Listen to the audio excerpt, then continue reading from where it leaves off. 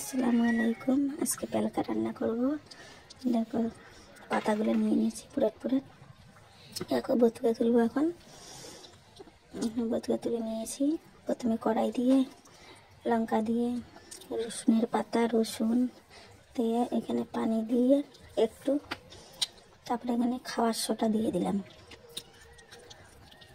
খাওয়ার সোটা দিয়ে একটু নাড়ানাড়ি করে নুন দিয়ে দিলাম।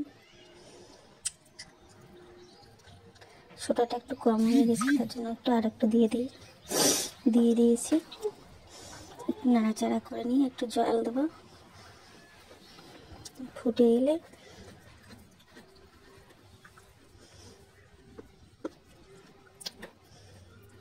এখন শাকটা দিয়ে দেব। পেলকা রান্না করব। দেখো শাকটা দিয়ে দিয়েছি, একটু নাড়াচাড়া করে ঢেকে দেব। 10 মিনিট পরে আবার ফিরে আসলাম। দেখো সিদ্ধ হয়ে গেছে।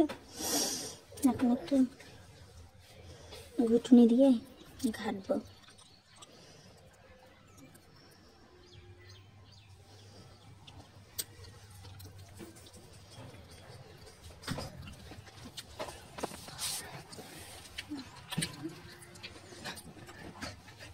আমাকে একটু হয়ে গেছে, রেডি।